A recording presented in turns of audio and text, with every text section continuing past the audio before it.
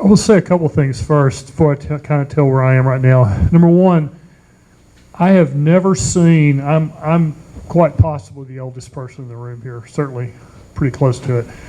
And I have never seen the journalism, newspaper, storytelling, writing, photography industry in worse shape than I see it today. It's just an absolute mess.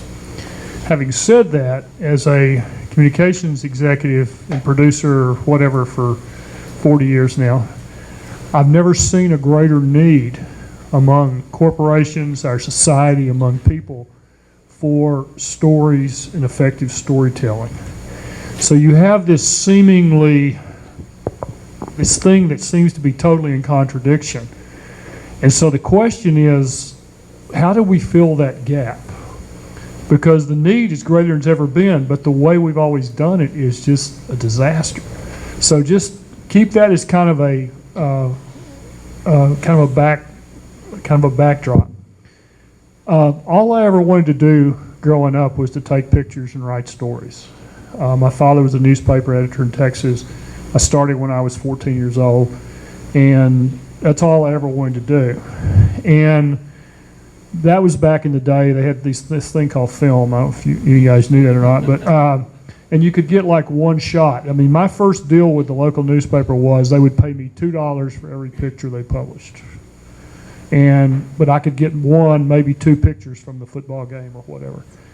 And then I realized just one picture, there were other things happening, so I said, well, I can write too. So I'd write some stories. I'd do both things. And then I went to the Gannett newspaper in Nashville to work my way through college. And I did photography, I did writing, I did editing, I did whatever because I needed money.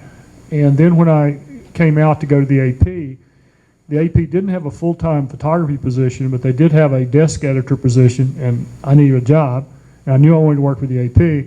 So I took that, and I wound up for 5 wonderful, glorious years being a swing person. I'd do some photography, I'd do some writing, I'd do some other things. The best job I ever had was when I was the bureau chief in South Texas, and I could pick pretty much what stories I wanted to write or take, and I could do as much photography as I wanted to, as much writing as I wanted to. And so I was doing a lot of that different thing.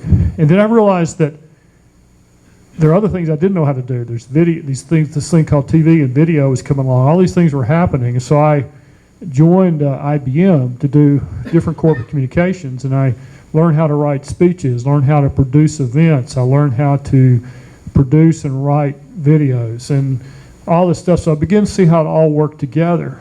And what happened was my motivation through the years has changed. My motivation used to be to go out and take pictures for me, things I wanted. And then now my motivation is more about the overall story, how do we convey it, but even more, I'm learning to be motivated more now by the audience. So a couple of things I would encourage, kind of as my message would be. Number one, I was not a believer in Jesus when I worked for the AP. I became a follower of Christ later. So part of this was part of my spiritual journey, but I discovered that the more I thought about the audience, the subject, the story, and the less I thought about myself, the better my work got. And I'm sure there's a spiritual corollary there. So the more I focus on the audience and on my client, the better I get. So let's just file that for a second. I worked for a guy until a year and a half ago, Truett Cathy. He was not a very good student. He was short. He had a speech impediment. He grew up in absolute grinding poverty. He should not have been successful at all, but he was extremely successful. And he told me one time, he has a quote that the more, if I help enough people get what they want, I always get what I want. But it was the others first. And it's really kind of scrambled my thoughts. So it kind of coincides with that. If I focus on my subject, on my story, on there, and it's theirs, not mine, the better the work is done. So that's been a kind of a big thought for me, is focusing outside myself, focusing elsewhere. And it's it's very counterintuitive, and it's very much against my self-centered human nature. So that's one idea. The other idea is that my job at Chick-fil-A is we hire writers, photographers, producers. We do strategy. We produce strategic work to try to further the Chick-fil-A brand. And I'm kind of the minister of why. I'm always asking people, okay, yeah, I know you want a video, but why do you want a video? And people usually don't know the answer to that. So it's a lot of the why. But I tell people, I tell photographers, I tell writers, I don't hire Gary Chapman because of his pictures. Sorry, I don't. I mean, I hate to say it, but photographers are, especially nowadays, are a dime a dozen, just people who can take images. In fact, I could have the marketing guy shoot a couple of things on the iPhone and get probably enough what I need. I hire Gary Chapman and Stanley Leary and Mark and Billy because I have a problem. I have something, that has to get fixed. I need this done. And I know I'm hiring a professional who will get it done. They will not bring back excuses. Mike, I've hired Michael too. They'll bring back results, and they will fix my problem and Chick-fil-A's problem. They're also representing my department, me, and Chick-fil-A. So if they go out and get the most wonderful picture in the world, and they make everybody angry in the process, then they haven't fixed the problem. They've actually made the problem worse. So when your client is coming to you about a job, it's your talent and your work is sort of secondary. It's more about, are you going to help fix our problem? And if you do, they will hire you over, and especially if you can do it in a friction-free way, they'll bring you back over and over and over again. So this kind of coincides with this whole idea of thinking outside yourself. So as you're thinking about, and I was guilty, boy, they hired me because of my great pictures or my great writing. You kind of have to realize that no, it's really about them. And you've got to think others first, and then you got to think client first. Is kind of the things I've learned through the days. I hope that helps somewhat. Well, that's going to be a tough act to follow. Was there a question? I was so mesmerized by that. I forgot what we were supposed to talk about. Just kind of bring people up to speed as to what you're doing today and maybe how you got to all the things, the hats. You wear more hats than anybody else. Okay. Well, first of all, thank you for inviting me. It's a pleasure to be here. I come out of a newspaper photography world. I have a college degree in photojournalism and worked in newspapers for about 12 years. I came to Atlanta to work at the Atlanta Journal-Constitution and did that for about 5 years and decided at some point that I liked Atlanta more than I'd liked the Atlanta Journal-Constitution. Sorry. But so I quit, and I've been freelancing ever since.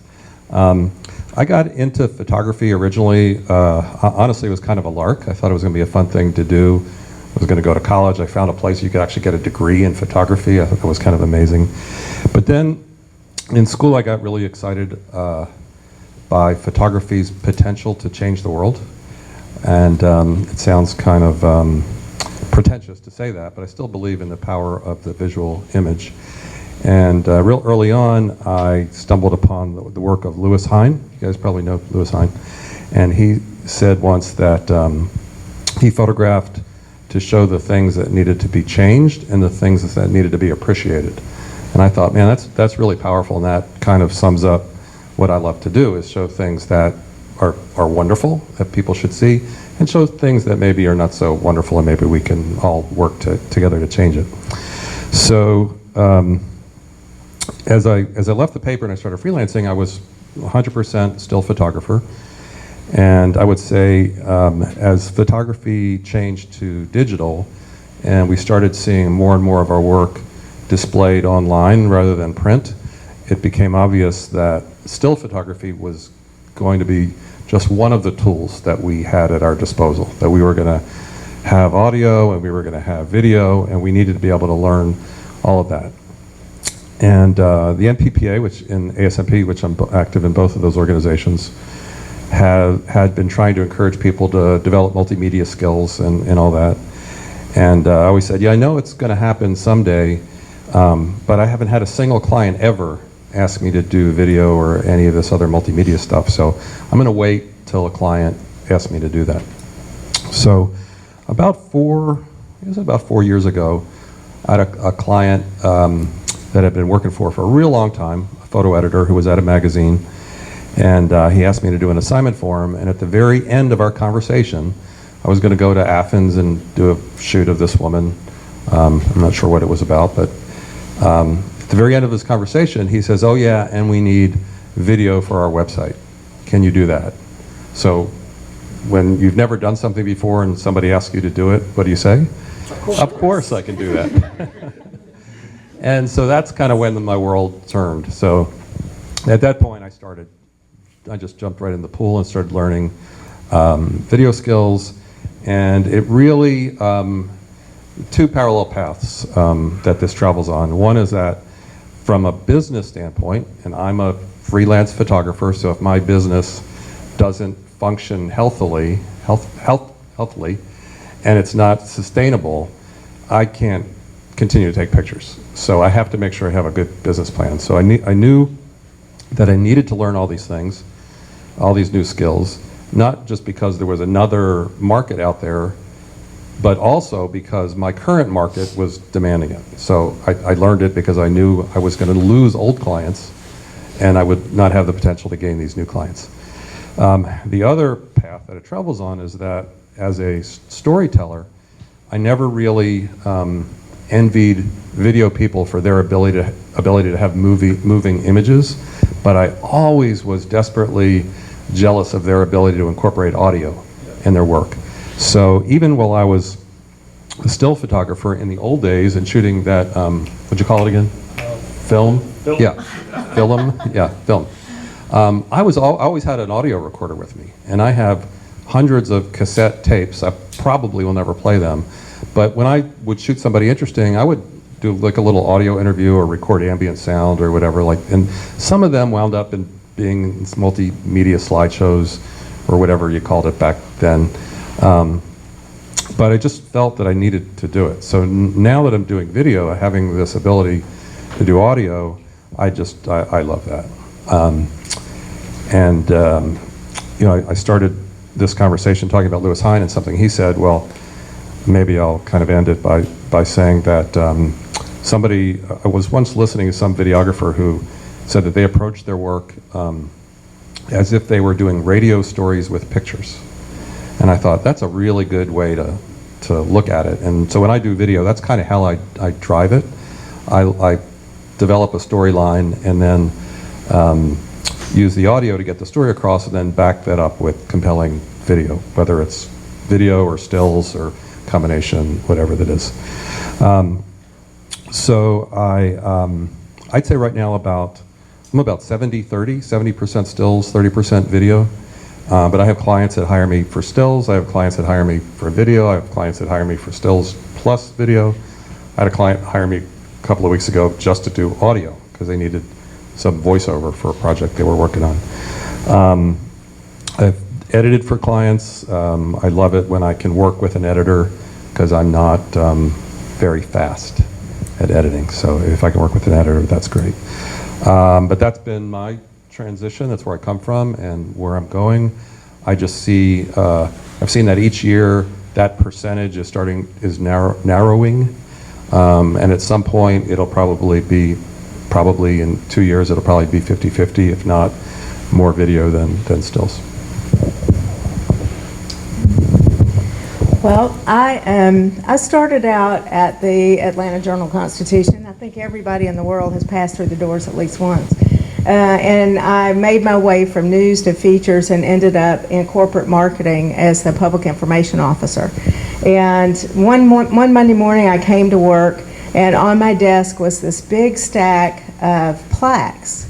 And I had swept the corporate, the national contest for corporate writing and photography, and I won every category. I don't know how, but So there's this big stack of plaques there, and I thought, well, that's kind of cool. And then the next Monday, I came to work and got a pink slip. I had gotten laid off, and my friend Celestine Sibley said, baby, don't ever apply for an award, because then they know you're there. And so I kind of learned my lesson. I try not to apply for awards anymore, because I see what happens when you do that. And so I left the newspaper business, not of my own accord, and went to work for one of the hospitals in marketing. And about 2 weeks into my employment there, I started looking for another job, because I hated that job. It was the most god-awful job on the planet. But I ended up having to stay for a little over a year because there was a recession. But one of the things I found about healthcare public relations, first of all, doctors are mean people. And you can never make them happy no matter what you do. I was one of those people who started developing symptoms of everything I had to write about. So the day they came in my office and gave me an assignment to do a brochure for the anal rectal clinic, I quit. I was like, we're done. And so I actually got into the career I'm in now by mistake. The Cooperative Extension Services, anybody even know what that is anymore? Yay, okay. So the Cooperative Extension Service at the University of Georgia had an opening. They were creating a new position that was going to be the University of Georgia's first full-time telecommuting position. It was going to be a news editor based in Atlanta that would cover Northeast Georgia, but would also coordinate with all the metro media to do media relations. And I was like, this is perfect. So they sent that over to the Journal-Constitution, because they make mistakes, to put on the bulletin board. And somebody got it and said, oh, this is a classified, and sent it down to classified advertising. They put it in the paper. I saw it and applied for it. And so they called me back and said, we want you to be a candidate. We need letters of reference and writing samples. So I start calling my references. Everybody's out of town. Every single one of my references. And so I managed to scrape up 2, and then for the third one, I called my county 4-H agent from home. And I said, I want to apply for this job. Would you be my reference? And she said, I have a hard, fast rule. I will not recommend people to work here. It's a rule. I won't do it. But if I was ever going to break that rule, it's for you, and I'll do it. And so I put her down as my reference, and a week later they called me, and I had to go in for an interview. And then they called me back, and I didn't get the job. So I'm at home, and I was baking cookies for a bake sale, and the phone rang, and it was the guy I had interviewed with, and he said, the person we offered the job to never showed up for work because he got a better offer from the Olympics. And so, do you want the job? And I said, let me think about it. Because you have to be cool, right? So 5 minutes later, I called him back and said, yeah, I want it. And I've been there for 24 years. So I got a job from an ad in the paper that was never supposed to be in the paper. I got the job because the person I found out they created the position for didn't take it. And then later they told me the only reason they interviewed me was because they had known my 4-H agent for 30 years and she had never recommended anybody for a job, and they just wanted to see who I was. But once they interviewed me, they really wanted to hire me instead of the other guy, so they was glad he didn't show up. And I'm not going to tell you who it is because you probably know him. But it's worked out great for both of us. So when I first went to work there, we had 53 people in our communications department. And that was just for cooperative extension. So now our communication department represents, we have 2 state agencies, Cooperative Extension, Ag Experiment Stations, plus the College of Agriculture for the university, and we only have 12 people. Now, the amount of work we do has tripled, but the number of people is down to a quarter. And a lot of that is because technology. We don't need as many people to do the things that we used to have to do because technology helps us do it better.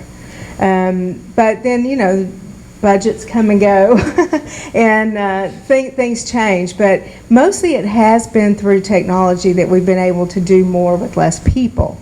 And so in the job I'm in now, I have to do everything. speech writer, I do crisis communication, I do issue management, branding, marketing. When you look at my job description, people always say, so how many people are in your department? It's me. I am that department. But I can tap into a lot of resources to get that done. So that's one of the things I think that's important nowadays is you have to know where you can go get the resources you need to do your job. But you have to be able to do a lot of things yourself. So in the last year, I am a faculty member. And in the last year, believe it or not, you can actually get a degree from the University of Georgia in agricultural journalism. And so they had some faculty members retire, and they came to me and said, we need your help. Can you go back in the classroom? Well, I hadn't taught in the classroom in 20 years, but I thought this would be fun. So I took on a class, and then they told me that my class was from 2:30 to 5 on Fridays in Griffin during football season. Because we have a campus in Griffin too. So driving from Roswell to Griffin on Friday is like a nightmare unto itself, but it was so rewarding because I got to meet these students and find out a lot of things about the students who are coming through now and who they are and why they're there. And what I have found is that this generation of student knows exactly what they want to do, but more than that, they know exactly why they are doing it. And they can articulate to you why they are doing what they do. And they're very dedicated. And so it was interesting to see that in a whole semester during football season, Friday afternoon, worst class time ever, not one student missed a single class. And I thought that was very telling to me about what kind of dedication this generation of students is going to have to their craft and to what they do. But I think the important thing is to be able to tell that story. And we're working on a new branding plan now, and we sat down with the administrators of the college and said, in order for you to be able to articulate this brand, you've got to know why you're here. Can you tell us why you are in this career? And the stories that came out of them, and they're scientists, so they're usually pretty dry. They're not used to the touchy-feely stuff, and they don't like it, but they will participate once. And the stories that came from them of why they were there were just astounding stories. And so now when I work on corporate communication for them, I can weave their story into there. And so it's important to know your story. And one of the exercises I do with my students is I have them do a presentation where they have to tell us a story about a person, about something that they're working on. I had one student who had been to Africa on a study abroad, and he was going to tell the story. And so I give them an hour to work on their presentation and how they're going to tell the story. And then we all come back into the classroom, and I make them watch Michael's video of when AIDS comes home. And at the end of that, I will always say, now, if you think you have a quality story, I want you to stand up and give us your presentation. They all go back home to work on it for another week. Because then they really get a good picture of what that story is. So that's been a real interesting thing for me. It's made me rethink how I do things and my job, but it also makes them think about how long a story lasts, because that's not a new story. It's 25 years old, but it's as powerful today as it was the first time I saw it, and there is never a peep in a classroom full of 53 students when they watch that video. So it makes them really think about the power of a story, and I think if we can remember that, we're going to fix the problems that you were talking about of people who don't pay attention to media anymore. It's because we've stopped being interesting. Thank you. Well, I knew this was going to happen in front of a group of artists and craftsmen and craftswomen and communications professionals. I had three people who are the same, and I am not that. Let me tell you who I am. I'm Houston Davis with the University System of Georgia. The Board of Regents of the University System of Georgia oversees our 29 public universities and state colleges. So we got 318,000 students, about 41,000 faculty and staff, and a wide range of institutions from 4 research universities that you're fully aware of, UGA, Georgia Tech, Georgia State and Augusta University, 4 comprehensive universities, Kennesaw State, Georgia Southern, University of West Georgia, Valdosta State, a number of state universities that serve their general regions, and then state colleges that are primarily still access oriented institutions, associate degrees and the like. I found it interesting, the conversations about what changing profession and what is it, that whether it's an emerging applicant into your field or someone who finds themselves in a changing, the dynamic roles of the field and having to retool and retrain. And some of those are learned skills and some of those are soft skills. We're hearing a lot of that from business and industry as we work around our high demand career initiative, Governor Deal's push to really think about how well aligned are all of the educational opportunities from the university system, the technical college system, the private institutions in the state with what the real needs are. We hear a lot about things like film, and we hear a lot about things like financial technology and cybersecurity, information assurance, broader information technology fields in which there's a lot of growth. Things that really get over into health IT, merging the health and allied healths with IT. You really need folks that have training in both of those worlds where they've got coding skills as well as they can explain what HIPAA is in their work environment. And then hot fields and degrees, we get a lot about organizational leadership and criminal justice, and those are degrees that are needed. But everybody, and I was glad I brought my book with me, talks about things like, and we've really summed it up into a list of sort of essential skills. Critical thinking. There is no industry category that we talk to that we don't hear over and over and over again that we've got to find a way to embed that, not just in the curriculum. We've got to find a way to get folks, get students out there in real world situations where they're having to exercise and use those tools, not just of knowledge, but about being able to work through ambiguous situations and make sense of the world. The second area is global engagement. We keep hearing, and that's a macro and a micro thing. It's a micro thing about taking a student and helping them to understand their role in their community and how that fits in the broader world. But there's also, over and over again, that you're hard-pressed to find yourself working in an environment these days where state borders and even national borders make any sense. Okay? You're going to find yourself working in cross-collaboration with networks that go across time zones and literally, while you're sleeping, someone's working on the project just as diligently as you will be when you're awake. So global engagement is really the second area. The third area, we're hearing a lot from employers about the importance of information discovery. The ability, and that probably goes to this, being able to deal with ambiguity.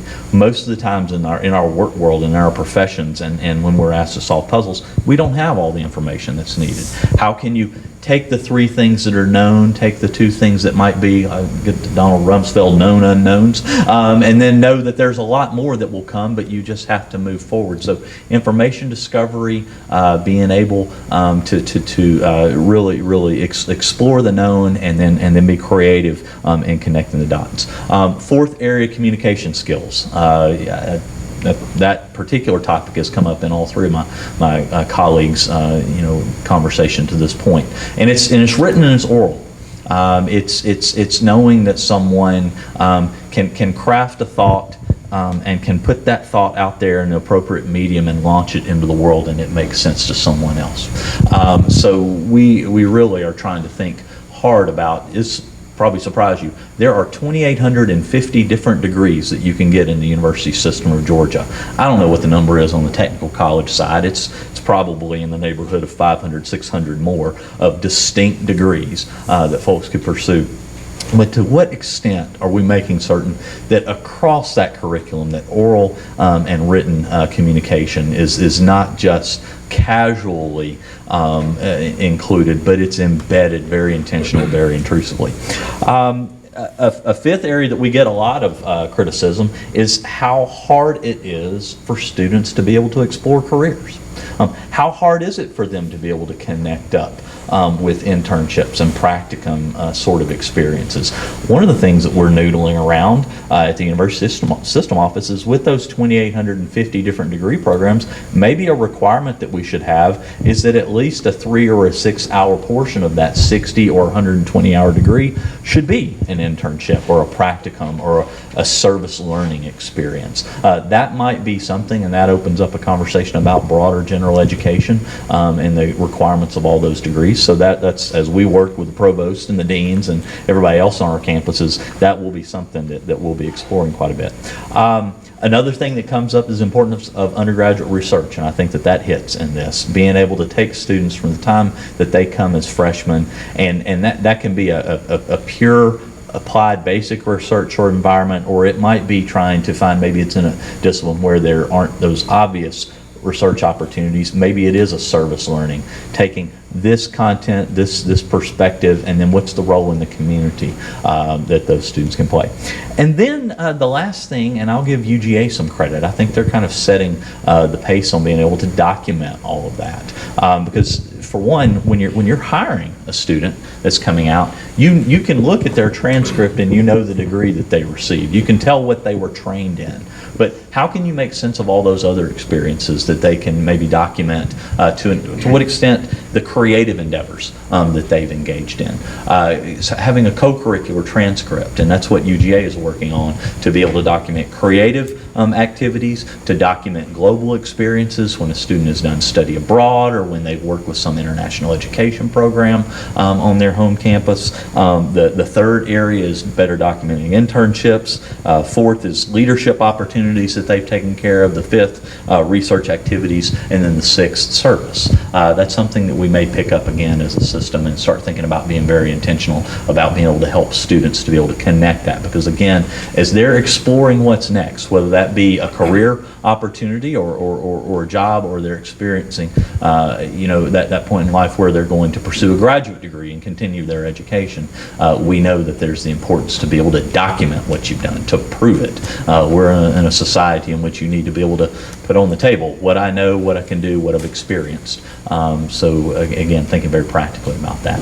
I hope today, I know in the time maybe to talk a little bit about the Film Academy. Well, just one thing that you may be aware of is that the University System of Georgia and the Technical College System of Georgia are partnering to create the Georgia Film Academy. And I thought it was funny that everybody's made fun of that whole thing, film.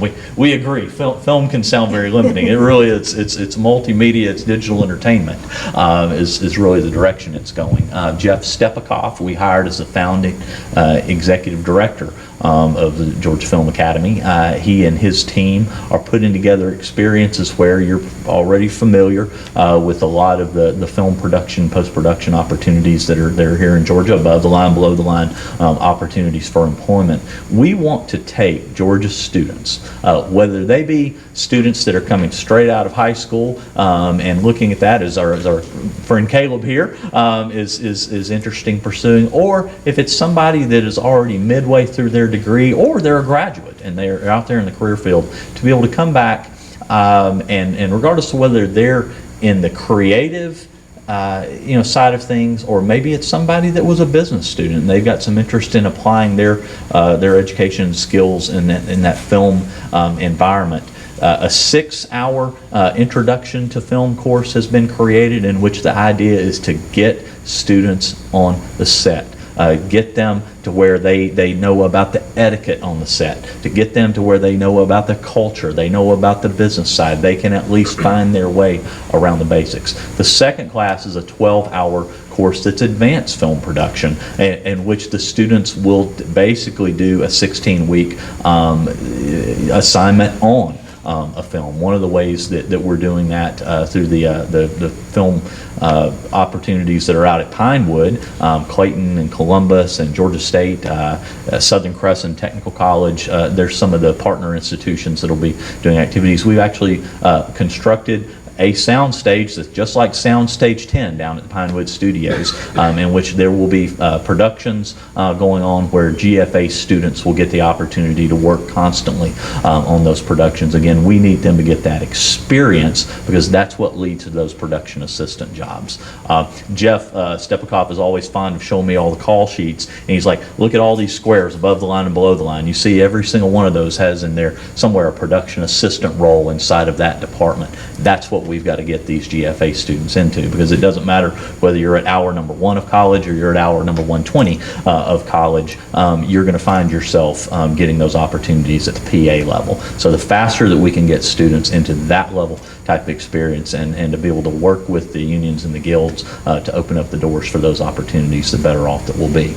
Again, that's a place where we've tried to be very intentional about talking with that high demand career area, learning what's really needed, backing up and thinking that the university system and the technical college system have programs that work where above the line and below the line opportunities for work in that field, and how quickly can we connect up those students with those opportunities, and then think about all those essential skills that are in there.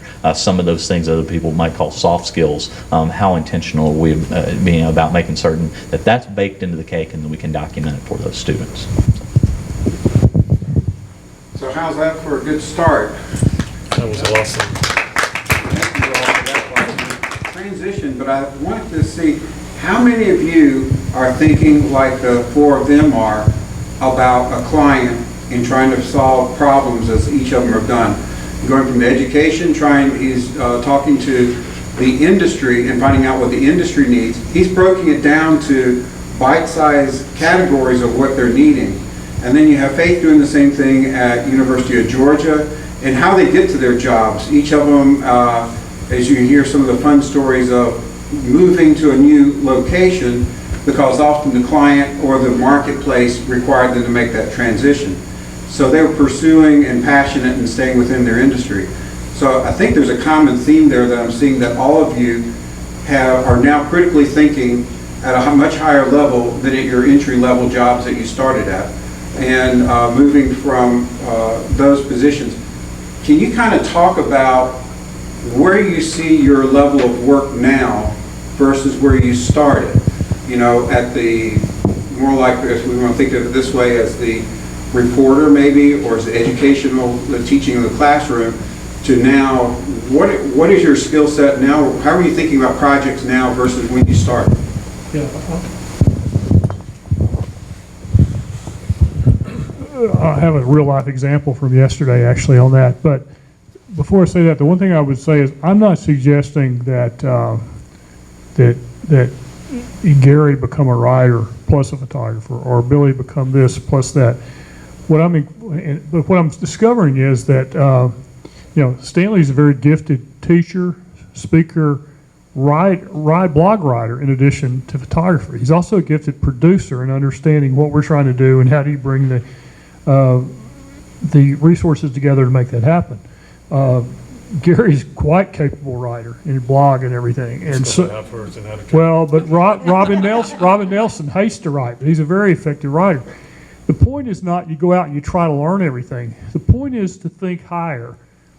Why are we doing this? What are we trying to do? What does the client or the audience want?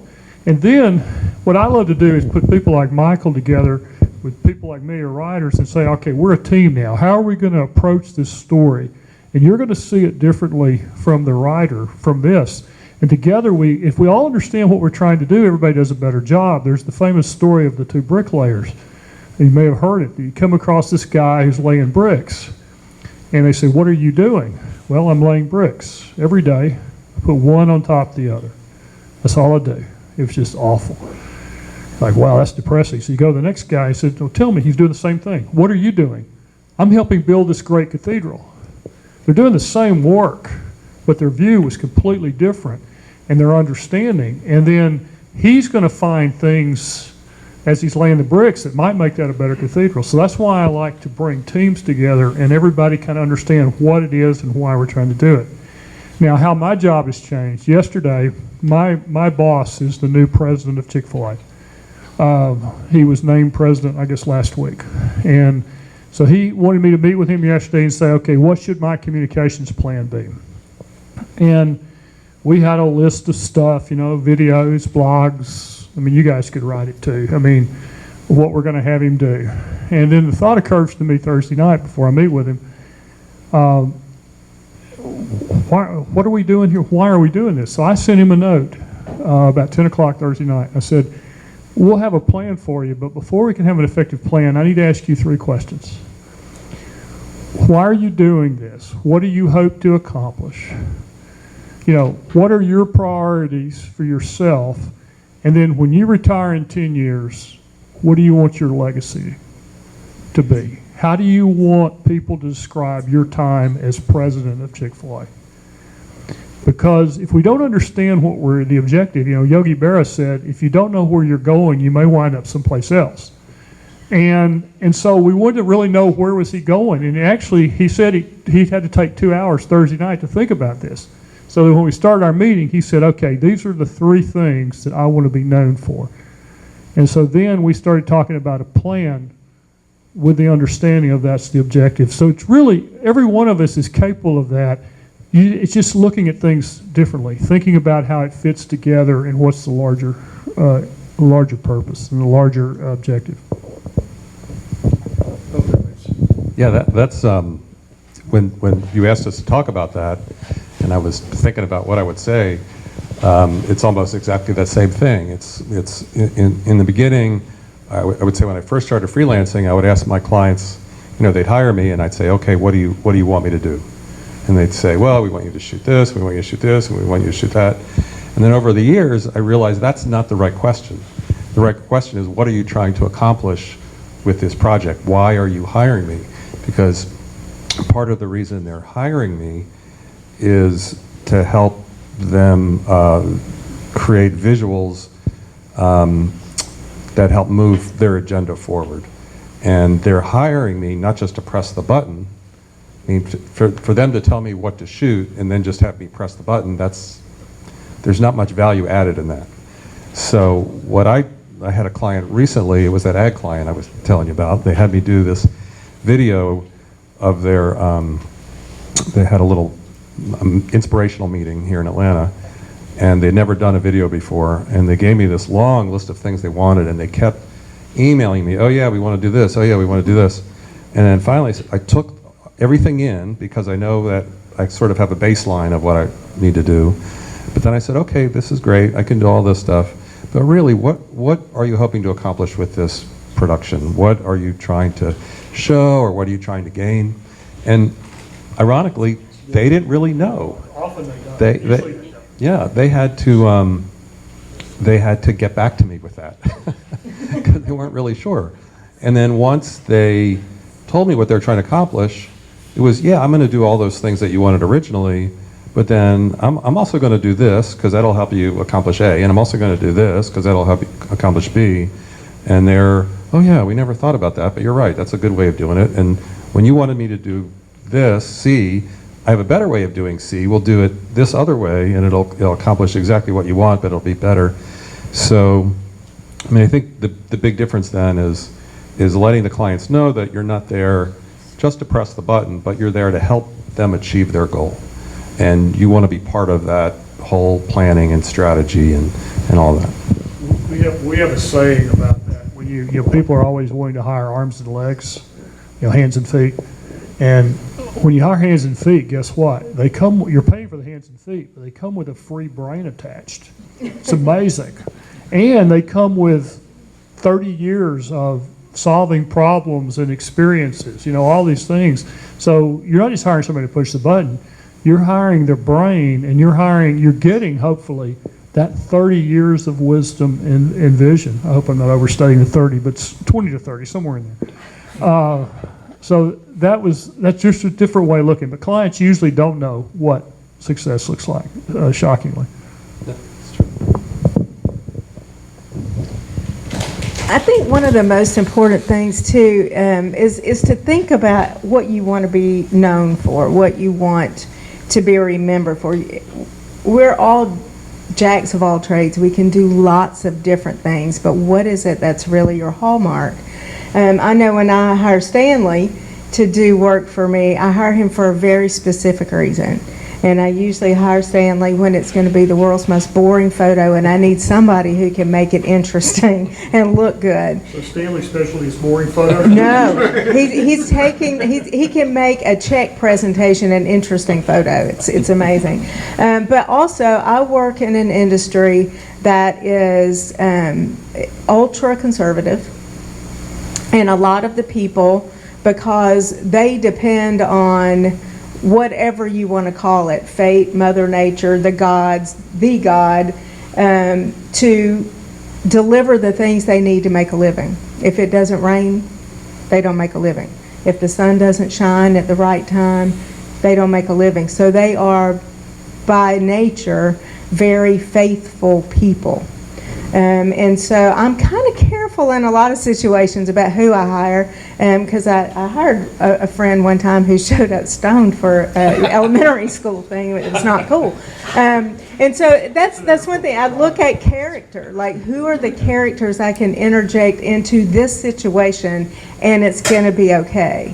When I'm working on something that is very story bound, I look for somebody like Michael. He bid on a project I did recently, that I needed somebody who could tell a very sensitive story in just the right way. I would actually be writing that story. People were not going to pay nearly as much attention to my words as they were going to be paying to the photos. And I needed somebody that I could trust beyond to tell that story, and hopefully maybe we'll have time to show it at some point today. So that's one thing that I think we all have to think about is what is our hallmark? What is it that people think of when they think of us? And what is it that we want to leave behind? A couple weeks ago I got an email telling me that in about 2 weeks I will see, I didn't listen to that thing about the awards, although I didn't apply for this when it just came to me. But I have to go to this conference and I will be awarded the International Agriculture Communicator of the Year. And I have to do a 10-minute speech where I'm supposed to impart wisdom and advice to the audience. And I thought, I have no idea what to say. What do you say? And it made me actually sit down and think, what is it that's important to me? Why, what's gotten me here? And what I have found is it's the advice of 1 million people who crossed my path along the way. And there are certain things I will always remember about certain people. I remember a very tedious time. I went into the office of Lee Walber, and I said, how is it that no matter what goes on at this paper, you always manage to stay? And he pointed to a plaque on the wall that was from Uncle Remus, and it said, "Oh, Burr Fox, he lay low." So I thought, no, I have never forgotten that. We were in one period of upheaval. We were changing editors, and I was talking to Celestine, and I said, boy, I just don't know. I was having to write all these press releases, and it was a crazy time. And she said, all I can tell you is I've been here through 4 publishers, 12 editors, and 3 buildings. This too shall pass. So you have to remember that sometimes. But I think in everything we do, we have to remember what is it that we want people to know and remember about us, and how do we do all these things but stay true to ourselves and always deliver quality. I'll be brief, but going to the newspaper publishing side of things, it's a great example of a category of occupation that's undergone incredible change in the last 20 years. A buddy of mine, Mike Cass, he actually graduated of UGA. He's at the Tennessean in Nashville. He has talked about how over the last 20 years he's just had to find a way to make himself indispensable, and that has meant his job looks nothing like it did when he graduated from UGA and started with I can't remember if he started with the Banner or the Tennessean back then, but either way he started there in Nashville. He has had to find ways to constantly reinvent himself, constantly stay current on the latest technologies, and technology is one of the elephants in the room in most fields. It's what are those things that technology will replace, but what's the value added that we as employees, what's the human capital add to the enterprise? And lots of times this happens very slowly. A buddy of mine that's a builder, he's all the time, fussing about the pace of change and what's happened, and haven't we remembered the importance of craftsmanship in this world? And I point out to Jason all the time, I said, you've got that backhoe.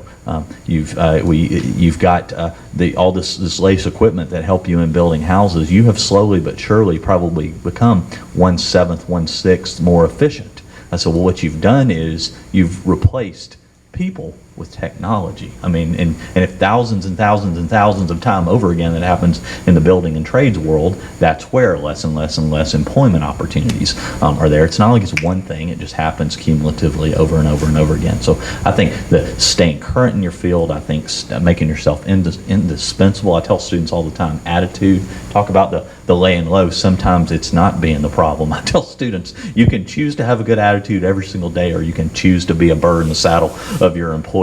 I guarantee you when it comes time to make the cut, they're going to think about cutting the burr.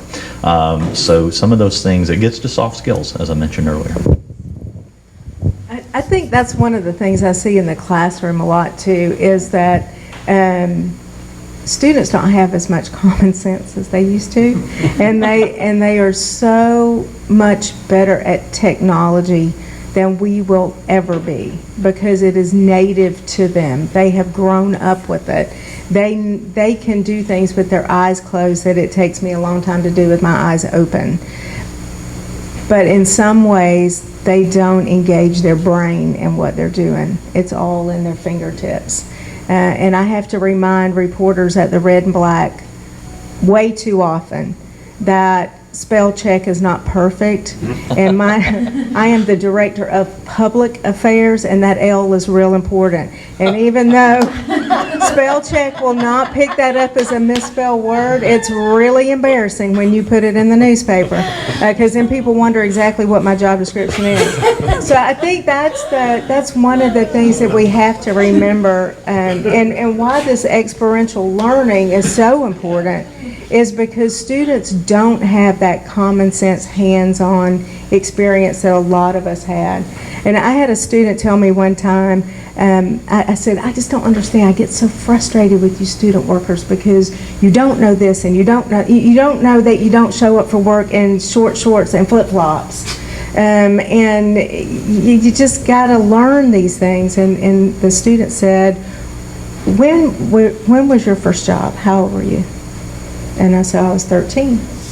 And I worked in a peach packing plant. And that was my mom's idea of a college incentive program, because I was not doing that for the rest of my life. And I had jobs all through high school, and I worked my way through college. And he said, well, my parents wouldn't let me work because they were so afraid I wouldn't get the Hope Scholarship, that I had to spend every minute studying. I never had a part-time job. And then when I got to college, I have to keep hope. I can't lose hope, or I can't go to college. So I can't work, and I'm here all the time. So this is my first work experience, and I'm 20 years old. You had 7 years of work experience on me by the time I got here. So you need to be patient.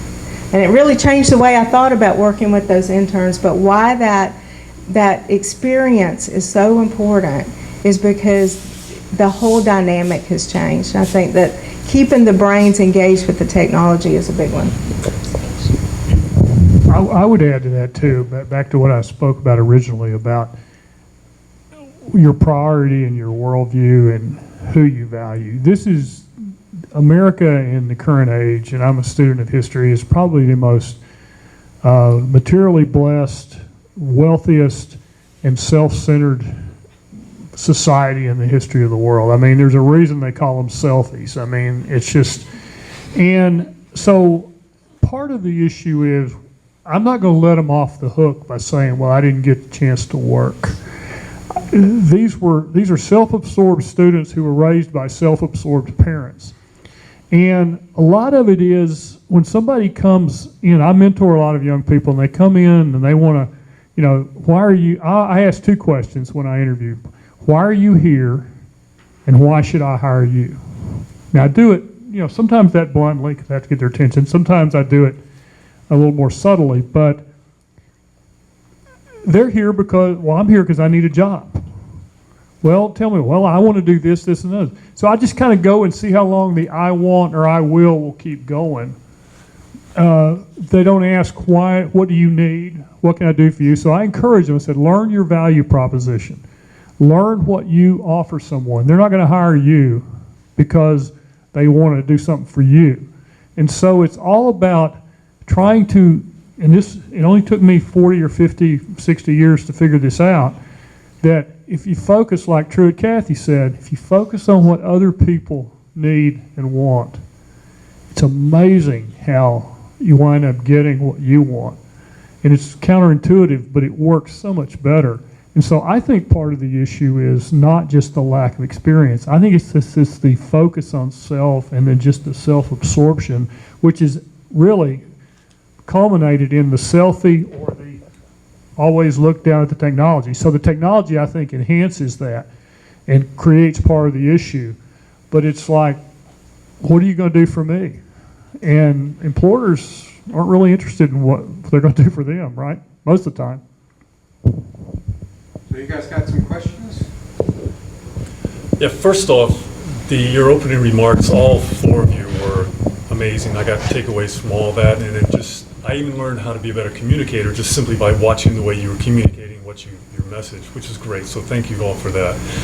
But I guess my question now is probably directed more to Faith and Greg, since you both hire photographers, correct? Mm-hmm. And I come at it from the same point like Michael does as an independent photographer. And this is kind of a nitty-gritty question, but it's very important because probably 50 to 60%, maybe even more of my time is now, as an independent photographer, is marketing myself, trying to find new sources of work and finding who to approach. And then once you find who to approach, how to approach them. So the question is, as people that hire photographers, how do you like to be approached? Do you like email blasts? Do you like direct cold calls? Do you like in-person portfolio reviews? So how would you like an independent photographer to approach you to be hired, or even to be able to find out how can I help you as a photographer? I need to see your work.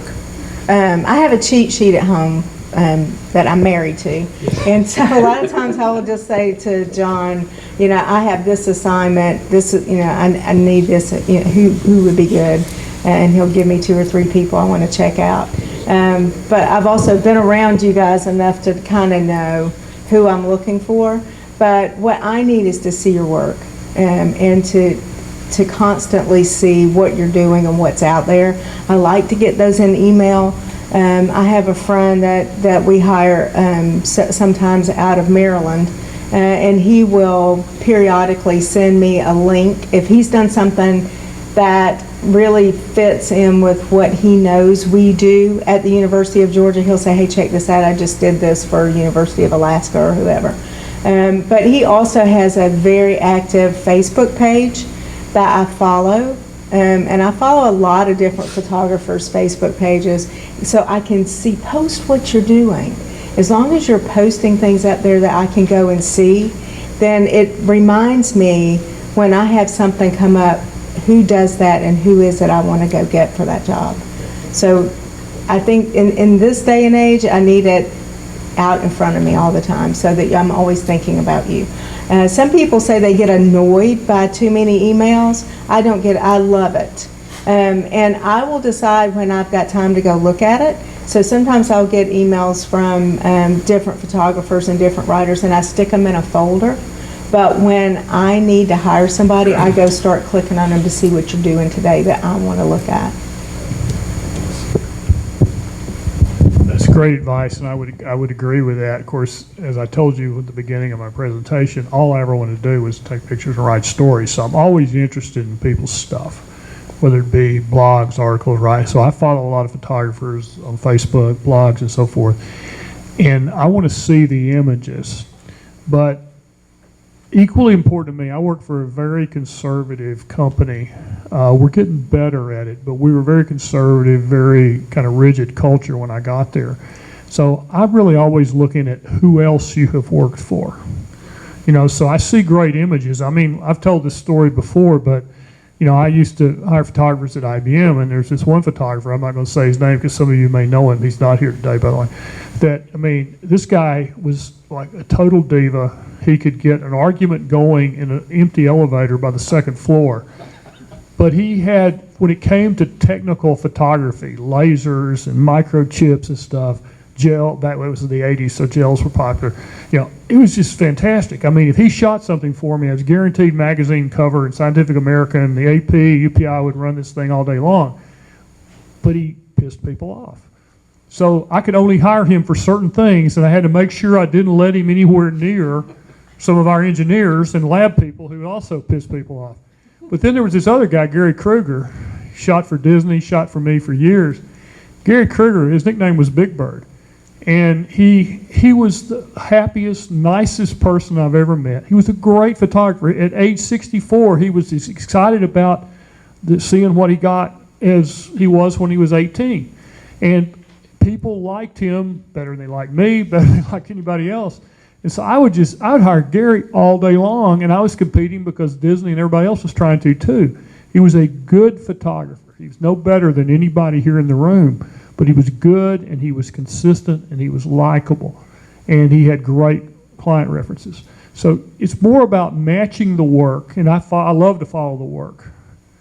And then it's matching the work with the client situation is what I have found. I'm sure you probably think of that as well. So I've got to look at, for example, I support, the Southwestern Seminar in Fort Worth, and we provide food for it, and I sponsor and everything.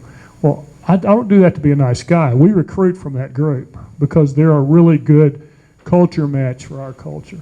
And there's a reason we're here with you guys, because first of all, it's fun, but second of all, we try to reach out and find pockets of people who not only do great work, but then they also fit well in the team, and they work well with other clients. One last piece of advice I'll give you is if you have any interest in doing work for one of the universities or for a state agency, it's easier for me to hire you if you have already done all the paperwork up front, and there's a lot of paperwork when you're doing government work. And if I can go into the system and see that you're already an approved vendor, you just saved me 5 hours of my time. So if you are interested in picking up work from state agencies or from the state universities, go ahead. Even if you're not bidding on a job at the time, go ahead and fill out the paperwork, because then you just jumped about 20 slots on everybody's list.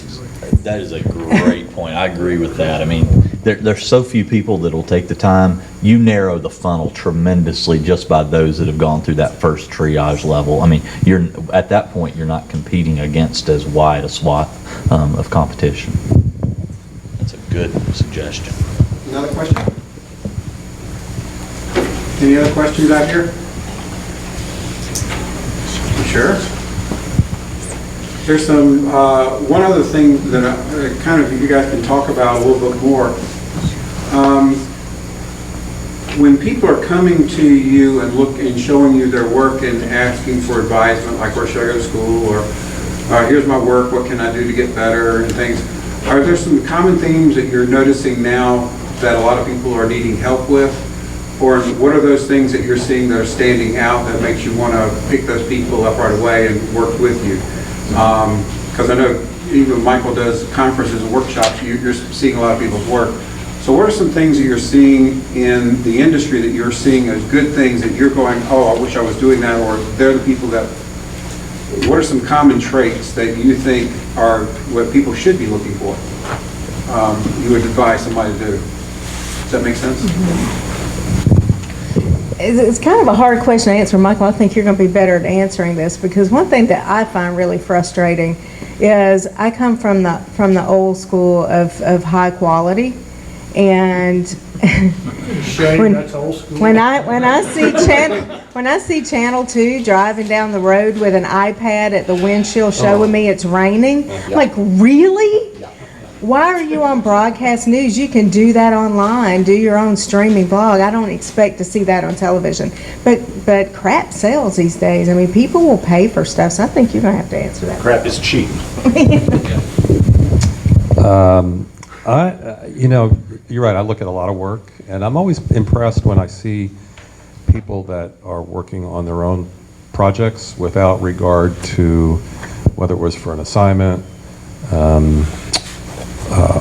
whether a commercial assignment or class assignment, whatever. But when somebody has a passion, like Gary and Vivian, and they take the time to go do their own pictures because they believe so strongly in the photographs, to me that impresses me. I was on a recruiting trip at UNC Chapel Hill about 3 or 4 weeks ago, and there was a couple of candidates that I was talking to for an entry-level job. This is a communications consulting job, and so I found the placement office, and I had my office there getting ready, and one of my coworkers said, "Well, have you met the two people? Do you think you want to hire them?" And I said, "Well, I haven't met them yet, but in the process of trying to find this damn building, I have figured, and walking around the UNC campus, I've seen hundreds of people I wouldn't hire if you held a gun to my head." Because it was like, I started engaging students to get directions, just curious on how they would respond and react to an adult, in a blazer. So it's a parent, it's kind of hiring season, right? I mean, it's May. It was amazing to me that the number of people I wouldn't hire. But what I look for are, number one, I want somebody who's got high bandwidth. They're just scary smart. But to something Michael said, I look for people who have a curiosity and a desire to learn. I'm looking for lifelong learners. I mean, I just flew in Thursday night from taking a course at Rice University. I mean, I'm an old guy in a class, but I want to be learning something the day I die. And so I look for that curiosity, that insatiable wanting to learn and know, in addition to high bandwidth. Then I look for work ethic. They may not have experiences, but we have a rule in our department. We don't have any princes or no princesses. There's no divas allowed.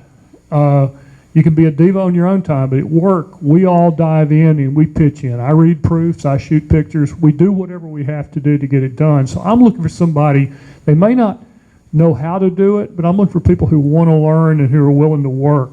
And then I look for people who get along with other people, who are good team players, and they're willing to think about the good of the team over themselves, which kind of goes hand in hand with the no diva policy.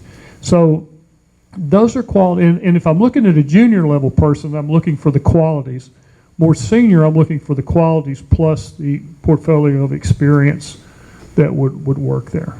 Commitment to quality. I mean, I didn't know that was old school, but I guess it is. But yeah, we look for that. People who are really intent on doing a good job, and you don't have to tell them to do a good job. They may not know how to do a good job, but they know they want to do a good job. You can teach the how. Well, mine would be very broad to add to that. I'll absolutely agree with the lifelong learning, and I think that one of the things that can frustrate me when I'm engaging with someone that finds himself at a bit of a fork in the road in their career, and it can be someone that's young, or it can be someone advanced in their career. I think it's shocked me sometimes at the sense of entitlement that people will bring to the table, and that's crazy in this world. I mean, we're not entitled to much of anything, and the willingness to continue to grow, to continue to develop, to continue to bring that attitude that we talked about earlier. Met with a gentleman the other day that he's found himself that he's not going to be continue to be employed in our university system, and I think one of the challenges that he has is that he's always looking for reasons that things can't work, and always pointing out the reasons that this will not be able to happen, instead of looking for ways to, all right, let's start on some common ground and let's work from there to figure out how we can make it work.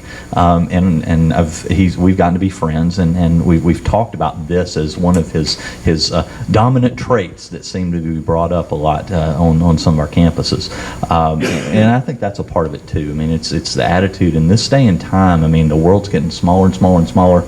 Whether you do good work or you do bad work, you're outed pretty quickly with communications and media and everything else. It's not like you can hide anymore.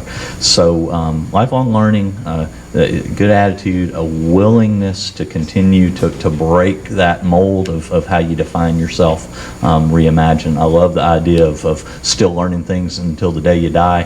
Those are those sort of core traits that, whether it's within the professions that you guys represent, or broadly, as I get to look at the world in my current role with the university system, I think that's probably something that has to be baked into the cake for all careers. Well, we're probably at the ending point for this part. I want to thank everybody, but I also want you guys to know that Dr. Houston Davis is now the interim president at Kennesaw State University. He's taking on that role. So we ended up with a wonderful panel. I want to thank each of you because each of you have crossed my path individually. But the thing that I think all of you have done that has been the reason I thought of each of you is all of you are lifelong learners. All of you are at the top of the game, and all of you are really engaging whenever you come up and talk to any of you. I've noticed that all of you have been very good friends through the years, and those skill sets and the things that I've noticed is the reason I can see why anybody would want to have you on their team and leading it. And so thank you so much for being here and leading us.